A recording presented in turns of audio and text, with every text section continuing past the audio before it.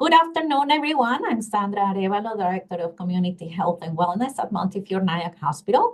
And today in Community Chats, we're going to be talking about how to build a wellness foundation. And we're going to be talking about aromatherapy and all these amazing things that these two great people are doing in our community, and we're missing most of the time because we're not there all of the time. So Judy and Lois, they do amazing work with aromatherapy, helping people relax. You see the lavender, I was just telling them, this alone is helping me relax, just looking at it. It's great. So this is great. And who doesn't need to relax sometimes? So Absolutely. I'm going to ask you to please introduce yourselves and just tell us a little bit about what is it that you do. And then whenever you're ready, you can start your presentation. Thank you for being with us. And thank you to all of our attendees for following community chats. And just a reminder that this space is really created with you in mind, and it is for you. So use the Q&A, use the chat, and just start writing comments, questions, anything that is coming to your mind, because I'm happy to be reading those to Judy and Lois, but to answer those questions. So thank you very much. Thank you. Thank you, Sandra, for inviting us back. We had such a good time the first time around. That was I believe it was last May that we presented. So we're happy to be here. So we are avid essential oil users, and we love using them in our home. And we're just so excited to share with you this presentation on how you can leverage the use of essential oils and supplementation to build your wellness foundation. So what is wellness foundation, Lois? All right. So foundational wellness is about creating balance. Instead of masking issues, it tries to look at the root cause of issues. For example, if you're feeling sluggish, it's not just about adding caffeine to power through. It's about asking, am I giving my body the nutrients that it needs? Am I reducing toxins? Am I managing stress? And by addressing these fundamental questions, you can empower your body to thrive naturally. So, if you are in perfect health, that is absolutely amazing. And I would love to hear what your daily routine looks like. If you're not, what areas of your health would you like help with? You can comment in the chat using the numbers representing the areas you or someone in your household might struggle with. Is it digestive issues? Is it headaches, pain, and inflammation? Immunity issues, stress and anxiety, energy and stamina, sleep issues, blood sugar regulation. All important things. I could say stress. I could say often stress. It is stress. All right. But before we get started in our talk about the solutions, we just want to take a moment to think about what people do right now. Most people rely on modern medicine, but there is a shift happening. Conventional healthcare, where it's very important, often focuses on treating symptoms rather than addressing root causes, with a lot of over-the-counter and prescription drugs as the first line of defense. This fuels a $6.5 trillion industry. Yet, are we truly healthier? Even simple over-the-counter drugs can be harmful. The FDA reports that 200,000 Americans are hospitalized yearly due to ibuprofen and aspirin overdoses and side effects, with thousands of deaths annually. Even Tylenol can cause liver damage if it's used in excess. It's all about proper use. But an alternative to that is a more root cause approach to wellness, which supports the body's major systems, allowing the body to heal itself. This often starts with plant-based solutions, which the body recognizes and uses effectively. So we have here the foundational wellness. So your organs must function well for the body to heal, and proper nutrition, digestion, and movement are the foundations of good health. And if you struggle with digestion, digestion issues, headaches or stress, low energy or sleep issues, your body is signaling a need for better support. Now, can anyone relate to that? Yeah. Anybody here? It's kind of strange because we don't see the chat and we can't see your faces. So I hope this is speaking to you. That's right. Research shows that improving foundational wellness can eliminate symptoms for 70% of people. For the rest, root causes become easier to identify. In order to understand foundational health, we need to look more closely at root causes for disease. So the three main causes for disease in the body are nutrient deficiency, inflammation, and toxic overload. And we are going to focus today on nutrient deficiency, specifically today. All right. Come on. All right. So nutrition is at the core of our immune function. When the major organs of our body are well supported and function optimally, we have energy, we have clarity of thinking, we have good mood, we have great sleep, and little to no inflammation. Most of us do not have optimal organ function, however, and that's because our body is not getting what it needs from food sources and proper movement of the body. Our food supply, which used to be our main source of vitamins and minerals, has been heavily compromised due to pesticide See, you have the same use, thing as me. same thing, tongue-tied. Pesticide use, soil depletion, and the use of artificial sweeteners and seed oils, and shifts in farming practices. According to the Micronutrient Information Center at Oregon State University, 96% of adults are deficient in vitamin D. 51% are deficient in vitamin A. 50% are deficient in calcium. And then what happens when your body is deficient in certain vitamins and certain minerals? We end up with bone weakness, low immunity, fatigue, confusion, things that we don't want to deal with. And if you only remember one thing today, please remember this. Poor nutrition is the number one cause of poor health. So we're almost to solutions. I know that we gave you a lot of information, but we need to explore one more topic. Who here uses a supplement? Think vitamin D, vitamin C, B. Maybe you take a multivitamin or an omega. If you take any kind of supplement, comment yes in the chat box and feel free to say no too. Let's take and then we're going to take a quick peek at the supplement industry. Yeah. Up Just here, waiting for responses now. I have Oh, to, okay. We should slow down here. take supplements.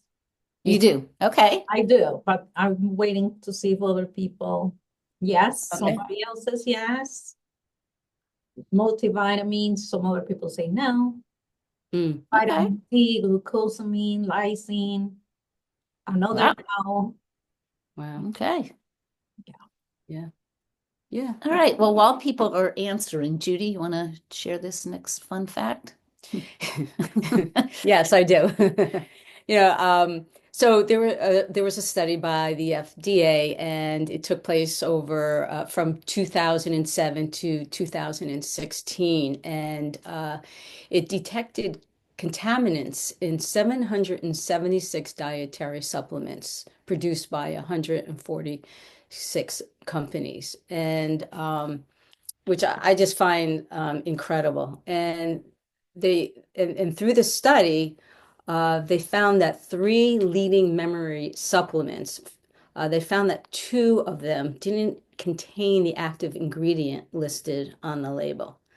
The supplement industry is not heavily regulated, and they contain lots of fillers and not much of the actual ingredient. And this creates a struggle. Our diet is often deficient in nutrients, and we need the supplements, but it's hard to know what supplements to trust. In 2023, consumer survey on dietary supplements confirmed that 74% of the US adults take dietary supplements. And we had a lot of people tell us just now that they are taking supplements. And 55% qualify as regular users. Right. So because of high supplement use, I want to teach you two things about supplements: bioavailability and bioretention. Big words, but what do they really mean? Bioavailability is just looking at how much of the supplement you're taking your body is able to use. All right, just because you're taking it doesn't mean your body can use it. So how much can your body really use? A lot of supplements are filled with synthetics and fillers, ingredients that your body cannot use, and ingredients that can be more harmful to you in the long run. The average supplement on the market is 20 to 40% bioavailable. Think about that for a minute. 20 to 40%. That means a whole lot of something there that your body can't use. When a supplement is not absorbed, it simply passes through the body and results in very expensive bright yellow urine. Bioretention is talking about how much of the supplement stays in your bloodstream so the body can experience continued support. So if your body is simply passing the supplement through, going through very quickly, you won't experience the benefits from the supplement throughout the day. So your goal should be to find a supplement that is high in both bioavailability and bioretention.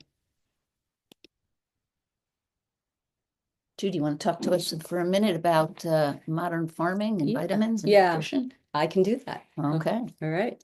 Modern farming practices have left much of our food lacking the nutrients our body needs. And even with the healthiest diet, you still may be missing essential vitamins and minerals and nutrients. Every day, your body faces toxins in the air you breathe, the water you drink, and even the cleaning products that we have in our home. And to support your body's natural detoxification process, consider this. Drinking clean water, clean filter water, eating organic if possible, and eating whole foods, and using natural toxin-free products in your home. Let's start looking at other solutions, beginning with nutrients. So multivitamins are supplements that contain various vitamins and minerals essential for human health. Taking a multivitamin can provide several benefits, including nutrient supplementation. Did you write that twice for me? Sorry about technical difficulty there. Nutrient supplementation, right? Yeah. So multivitamins can help ensure that individuals receive adequate amounts of essential nutrients. I can't read that. Essential nutrients, especially if they have dietary restrictions, poor eating habits, or at risk of nutrient deficiencies. So basically, if you have a need for nutrients, and we know we do because our food doesn't have the same value that it had, 50 years ago or something, then you need something to supplement it. That's right. You want to get a good supplement because the areas of your body that could be suffering would be your immune system, maybe. So you want immune system support, you want bone health support, you want heart health support, depending on who you are. This can obviously vary from person to person, so you need to focus on what's right for you. Some of these supplements can help with eye health, cognitive functions, skin health, mood regulation, a lot of these things. It's all up on the slide here. So it's important to note that the benefits of multivitamins may vary depending, as I said before, on the specific formulation and the individual's overall health and dietary habits. Please consider consulting with your healthcare professional before you start taking any dietary supplements. If you're taking nothing, talk to your doctor first, or whoever you go to for medical advice first. In addition to supplementing our nutrients with maybe a multivitamin or specific vitamins catered, that are specific for your needs, we should take a look at omega oils, fatty acids. Fatty acids are the essential fats that your body can't produce. They're found in foods such as fish, flaxseed, walnuts, soybeans, leafy vegetables, and they can also be found in supplements such as fish oil, krill oil, cod liver oil. That goes back, a long time. People were doing that. So why take omega-3s? What are they important for? They're super important for your heart health, your brain health. They're great for helping to reduce inflammation. They may even help reduce symptoms of depression. The main types of omega-3s that you may have heard of are ALA, that's alpha linoleic acid found in plants, like flaxseed, soybeans, canola oils, and EPAs and DHAs, which are all found in fish.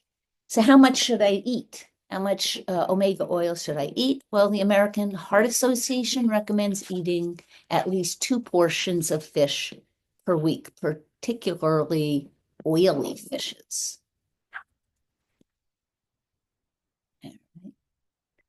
So what's the third thing? We had number 1, nutrient supplementation. We have number 2 was your omegas, and now it's the biotics. So this is something that I have learned about and get tongue twisted on a regular basis. So let's see if I could do this straight through without messing up. We have 3 kinds: prebiotics, probiotics, and postbiotics. The easy way to look at this is the prebiotics are the food for the probiotics, and the probiotics are the things like you find them in yogurt and sauerkraut that provide all those great bacteria that live in our gut. So you have the prebiotics feeding the probiotics, and together they produce the postbiotics. Okay. And those are the short chain fatty acids and peptides that have a positive effect on our gut health. And when you take care of those things, what you'll find is an improvement in things such as bowel movements. You'll have better, more restful sleep. It's great for your immune system. It's great for clearing the skin. I have a story about that. And it's great for regulating mood, faster metabolism, and overall less discomfort and bloating. Which story should I tell? My story or that's a really good story, but I think you should tell the other story. Brendan's story. Yeah, okay, the Brendan story. So we have a friend's son, 14-year-old son, had pretty severe facial acne. And, he's a 14-year-old boy. He's cool. He wants to look good, for a variety of reasons. And he was really did not want to be taking medications to clear up his acne, and he was seeking out alternatives. He started on a course of really clean, high quality vitamins. He is taking omega oils, and he is definitely taking a probiotic. And it's a multi-biotic product that has pre, pro, and postbiotics in it. And in a matter of just a few months, his acne completely cleared up. He also, don't forget that part. Yes. He also realized that eating greasy fast food was not good for his system, and he did incorporate lots of water, drinking water, and cutting out like the sugary soft drinks and stuff like that. Processed food. Processed foods. Right. So really eating that clean diet and supplementing it appropriately was really powerful for him, and he had really, really good results.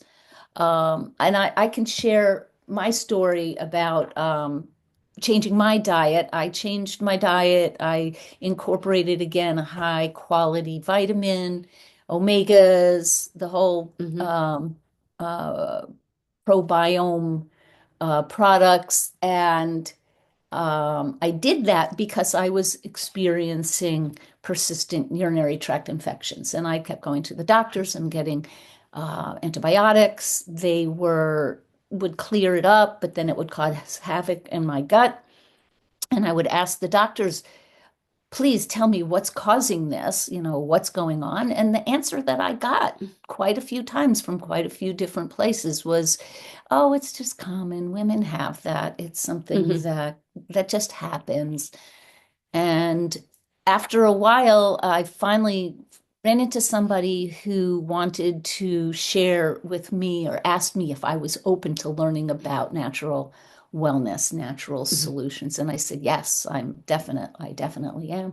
So I learned, I did change my eating habits. I drink a lot more water now. I put essential oils in my water. We'll talk about that in a second. And I use those good quality supplements that are supporting my body. And I can happily say I have not had a urinary tract infection in over 10 years now. So pretty phenomenal. Yeah. So So now we're gonna dive a little bit into essential oils in foundational wellness. Essential oils are a cornerstone of our approach to foundational wellness, and these powerful natural solutions can support your body's system in profound ways. So digestive support. So peppermint essential oil and our digestive blend can promote healthy digestion and comfort. For movement and metabolic support, copaiba and our soothing and metabolic blends can provide excellent support for temporary discomfort and metabolic goals, respectively. Stress and bedtime support. This is actually my favorite is lavender. I use it all the time, and it provides.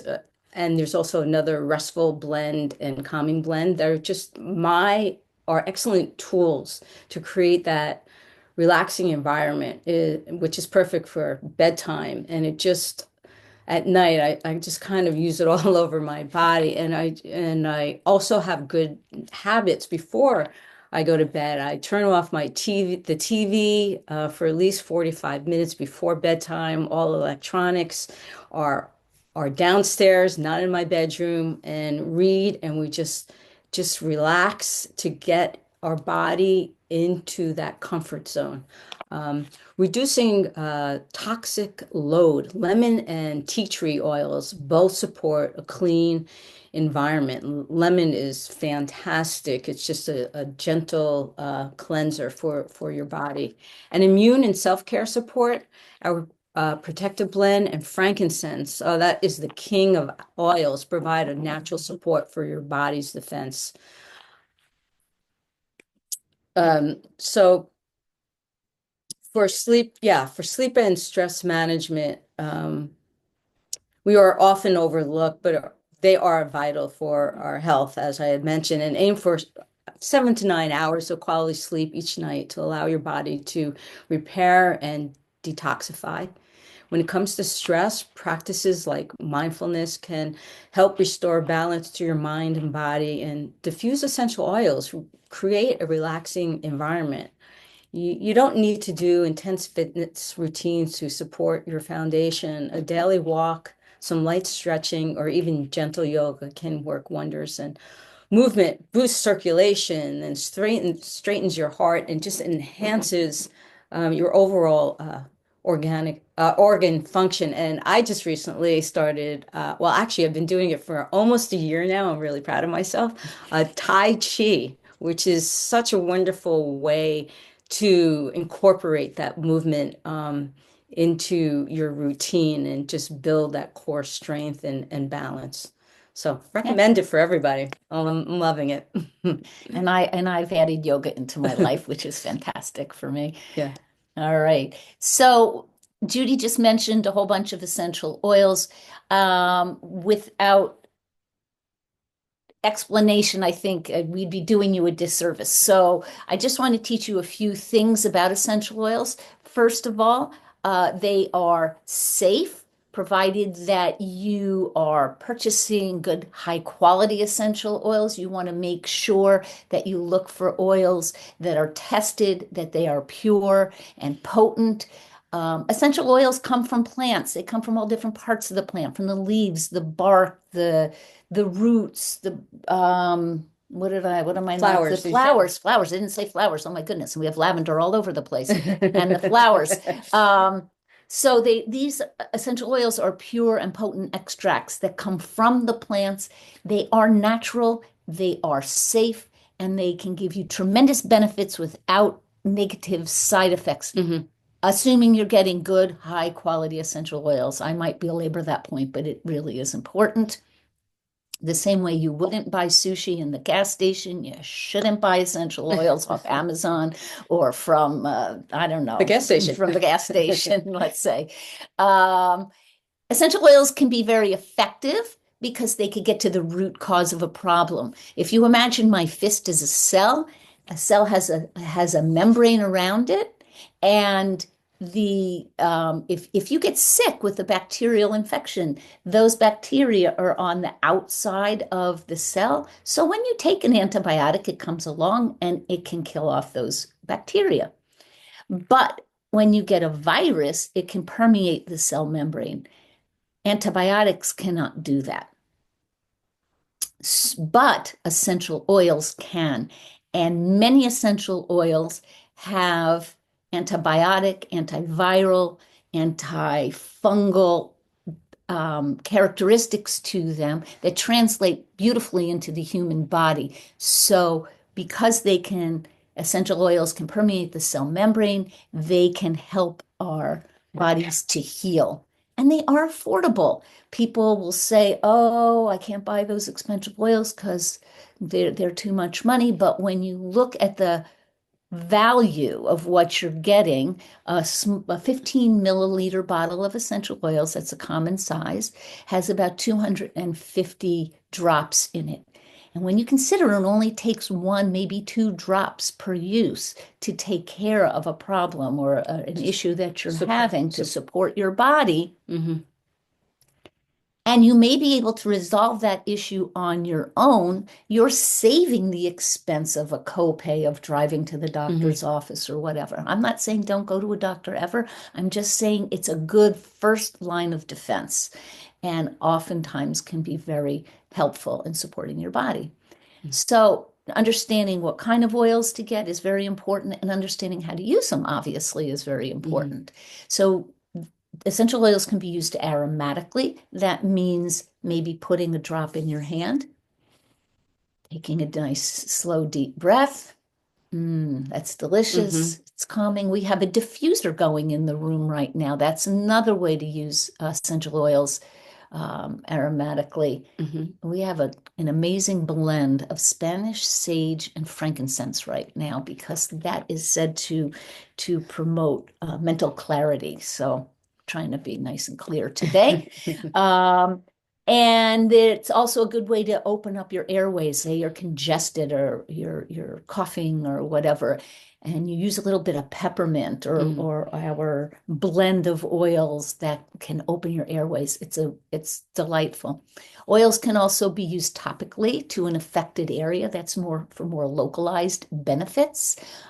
Judy loves to cook. She's a fantastic cook, and she often burns herself in the kitchen, as chefs typically do. A little bit of lavender on a burn can go a long way towards not only taking away the pain, but healing it very quickly.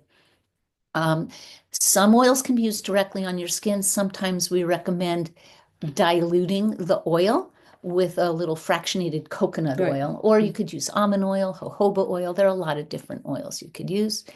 And some, again, I will say this clearly, some essential oils can be used internally only if the bottle is labeled supplement facts, the same way you would see supplement facts written on a food product you're buying in the grocery store.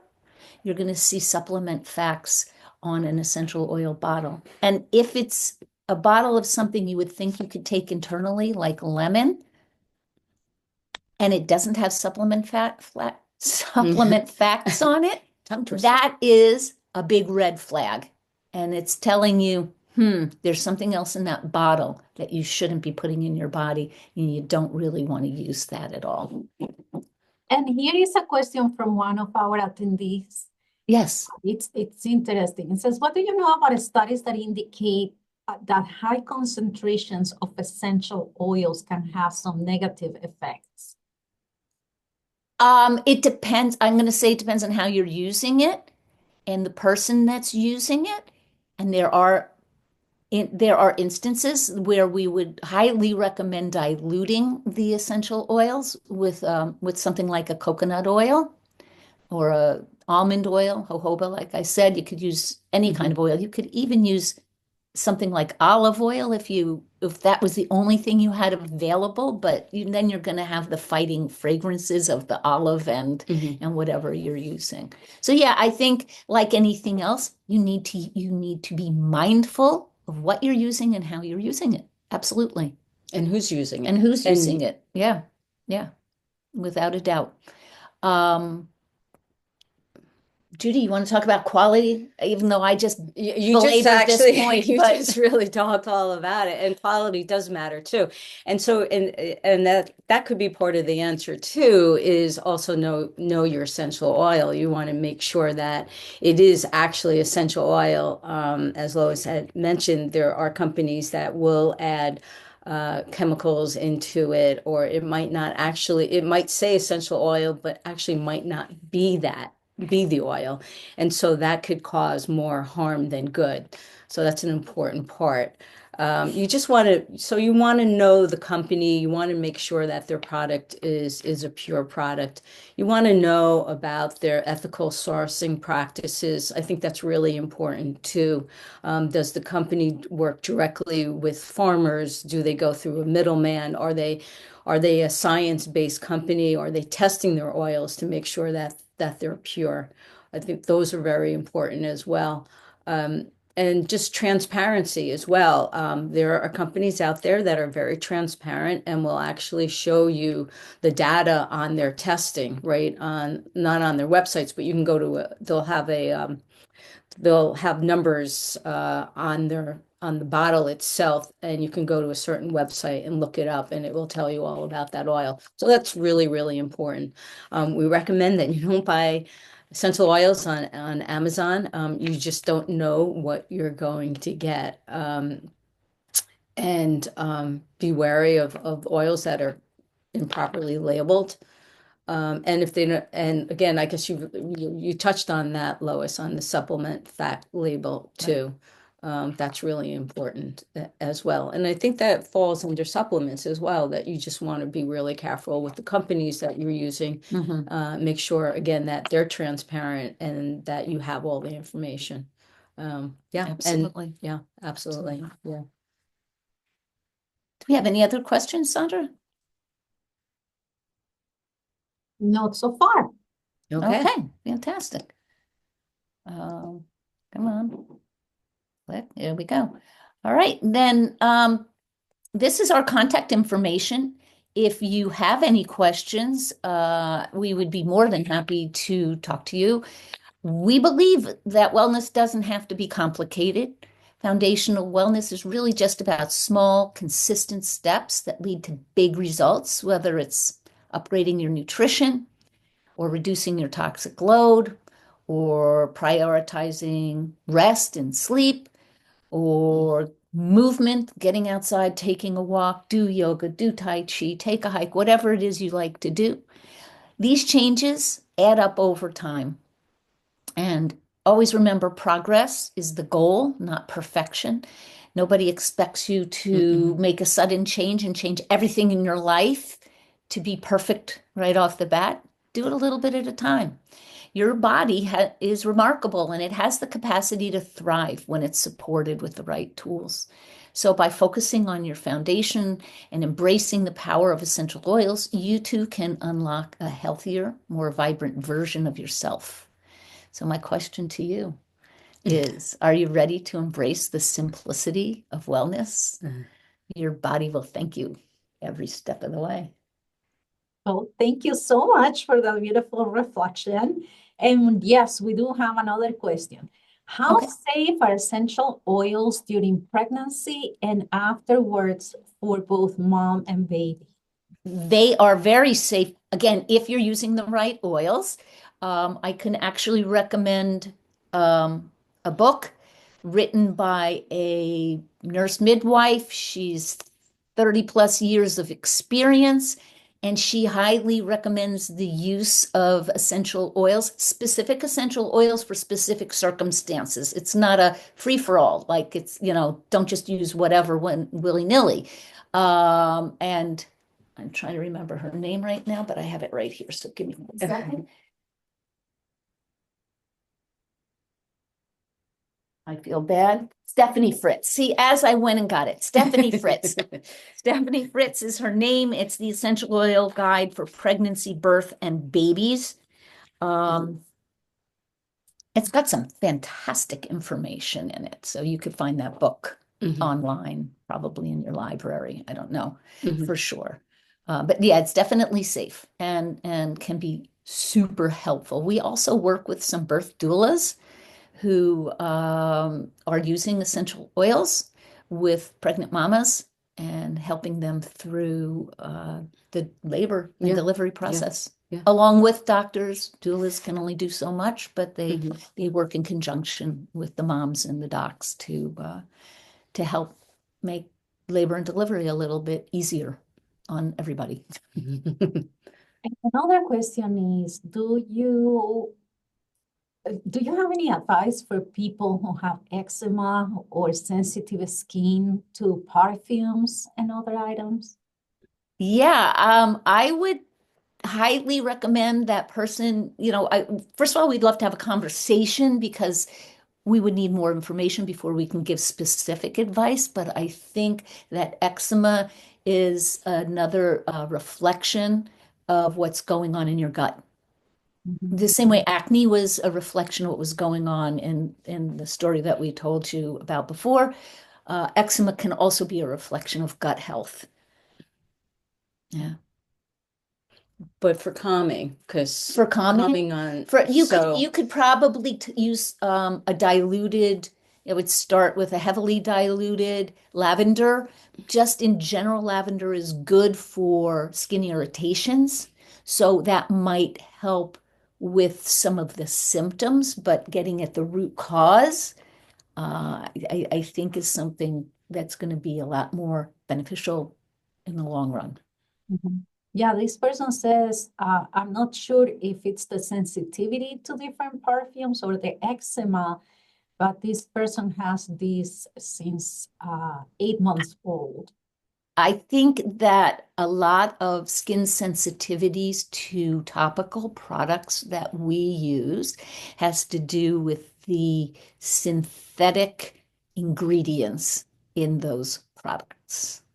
So as far as perfumes go, I can tell you myself personally, I used to love using perfume and I don't anymore. I have picked a few different essential oils that I like very much, and they are what I call my pure fumes. And I don't have any sensitivities to them at all. And it makes a big difference. I've been around people who have perfumes on and they just make me sneeze. It's not like an essential oil. It has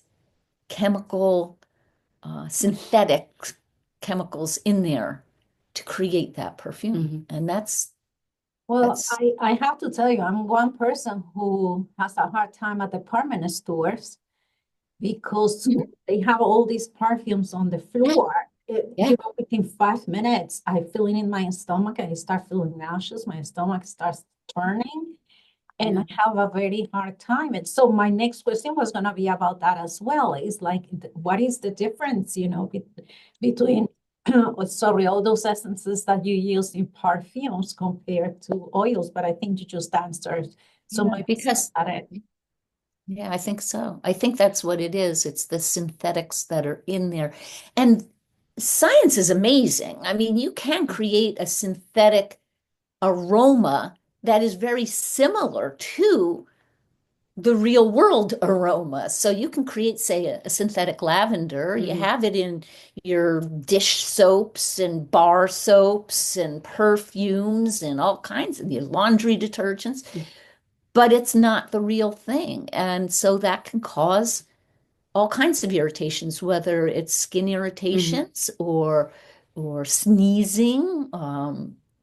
Yeah, we heard a crazy story once about a mom who thought she was doing wonderful things by putting baby powder on the sheets of her kids' beds.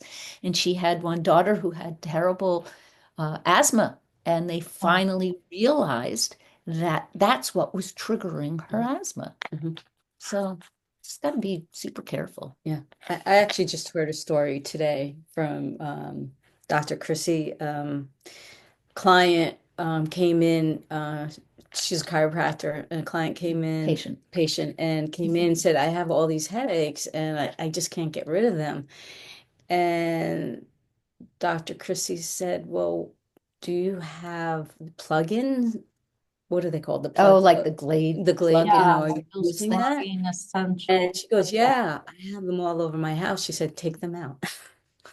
And the woman started to diffuse essential oils and her headaches went away.